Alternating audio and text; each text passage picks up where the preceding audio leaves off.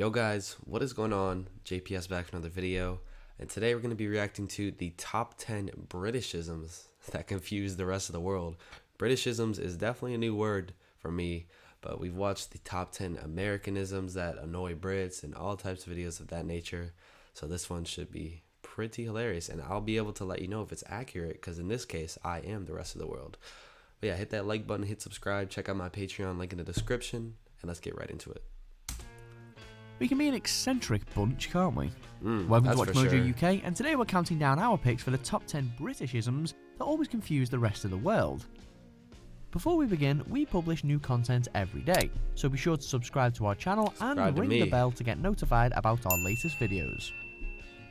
For this list, we'll be looking at the British behaviours and mannerisms that often leave the rest of the planet scratching their heads, and hopefully will supply some sort of clarity in the process. Please so, do. Here goes. Number 10. Euphemisms. If I say, would you like to grasp my rod, that's innuendo. Sometimes, well, a lot of the time, classic British politeness can get in the way of us Brits expressing our true feelings and saying what we actually mean. And while other countries do use euphemisms, few throw them into casual conversation quite as willingly as we do. That's not a euphemism. So if we reckon that someone's kicked the bucket, that someone hasn't actually kicked anything, because they're dead. Damn. If someone's getting on a bit, then they're old. If they are not the sharpest pencil, then they're one sandwich short, and by that we mean they're not the brightest. As in, you know. Oh yeah, you dumb. do use a lot of If you're strong and euphemisms. stable, you're probably on the brink of catastrophe. Pretty simple, really. Number 9. Plane, train and bird spotting. Is it just us who are like this? The British, I mean. Are there any train spotters in Sicily? Similar to how the Hollywood paparazzi might stake out a spot for hours to get a snapshot of the likes of Kim Kardashian or Leo DiCaprio, a contingent of hardy Brits do the same for the southeastern service to Three Bridges. Hey, it's still more entertaining than the Kardashians and certainly more useful. But it's not just train spotting that tickles British fancies, there's also the exhilarating rush of plane and bird spotting. I know a cracking owl sanctuary. How about it? Which gives a whole new, more literal meaning to the phrase, is it a bird, is it a plane? Because, well, it's both. What luck! Thank heavens we didn't write Superman, right? Number 8, using 2 taps instead of 1. That was cringe. As if the humble downstairs loo wasn't enough to blow the minds of non-Brits in the first place. Once they're inside, anyone who's not from these parts is soon struck with the shocking realisation that there's not one, but 2 taps. As cultural stereotypes kick in, they ponder whether one is for lager or tea. But no, rather than hot and cold water coming from the same place, for most Brits it comes out of 2 entirely separate openings. They're usually labelled or colour-coded, but what if they're not? You could soon find yourself scolded or uncomfortably frozen. Blimey, the fun. Number 7, hot drinks in high summer. Very hot. It's too hot. What's the temperature? No, I'm not 12. Record-breaking high temperatures. Everyone's flocked to the beach like sweaty sardines. Shops have run out of electrical fans, doctors' surgeries are inundated with heatstroke complaints, and yet you still can't say no to a cuppa, can you? The planet could be hit by a solar flare direct from the sun and someone somewhere would still be sticking the kettle on.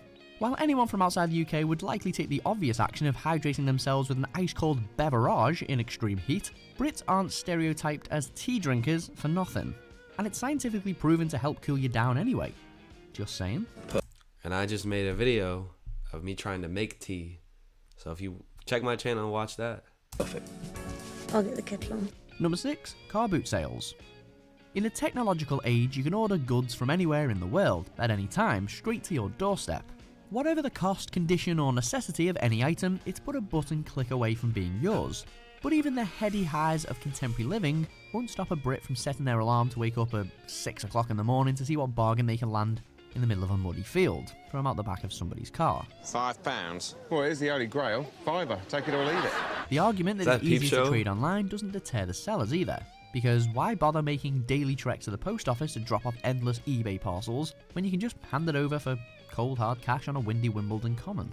French oak, 1890s, gateway to Narnia, lovely marquetry work on the doors, £2.50. Number 5. Sarcastic protest slogans. Down with this sort of thing. Careful now. While we're all too used to protesters brandishing signs decorated with angry slogans, straightforward ire isn't really our style. Instead, we like to get creative and crack a few jokes for good measure. This particular trend was no more evident than when US President Donald Trump made a controversial trip to the UK in 2018. Such headings on display were Trump as welcome as a World Cup third place playoff, and that hair is a Horcrux. It's yet to be confirmed if J.K. Rowling herself was holding that particular placard. Probably or if not. Voldemort's face lives on the back of Trump's head. Oh my god. Number 4, the sending Voldemort and is receiving scary. of greeting cards.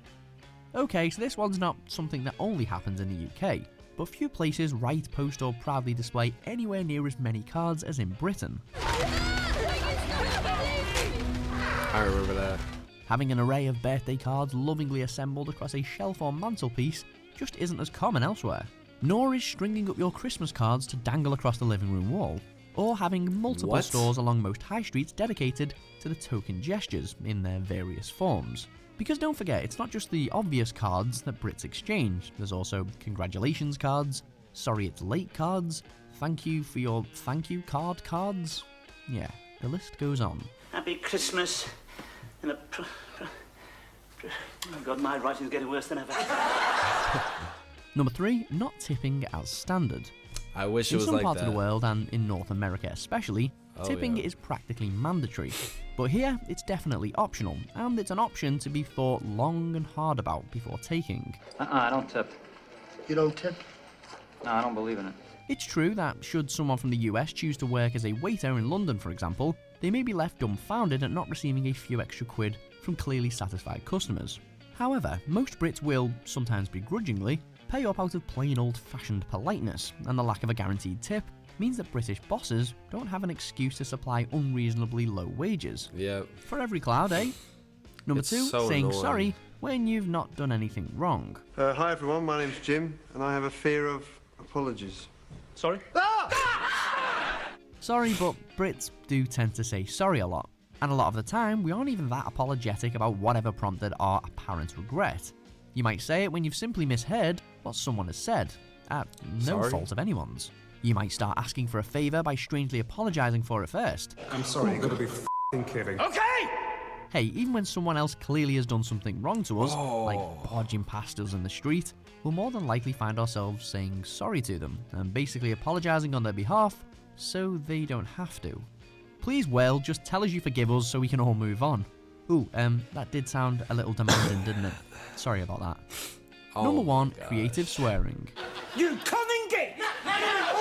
Being the cheeky gits that we are, us Brits have come up with various unique swear words that, if used to insult an outsider, can even leave the outsider not realising that they've actually just been insulted. The daft sods. Oh, everyone knows fast benders. For example, if someone calls you a pillock or a numpty, chances are they don't believe that you're very bright. And if you don't understand that, then your numpty status only increases. Elsewhere, we have a myriad of misdirecting terms to describe how drunk someone is, or was. And when it comes to voicing our own frustration, there's a plethora of pretty weird ways to do so. Bollocks. Bollocks is a handy word. Do you agree with our picks? Check out these other great clips from WatchMojo UK, and be Alright, those were top 10 Britishisms that confuse the rest of the world. I was aware of a good deal of these, but I definitely... It's things you hear and you don't really realize until someone says it, like the sorry thing, and what was the other one? Oh, the bird watching thing. I knew that was very a big thing. I mean, David Attenborough is from England, I believe, so he's a big part of that culture. Not necessarily bird watching, just nature. What was the one I was thinking about? Oh, the tipping. Yeah, the tipping. It's so annoying. I wonder how much more we end up paying as a result of that. Like, dining out in the United States is probably so much more expensive.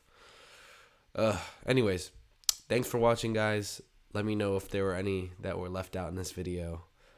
And yeah, I will catch you in the next one. Peace.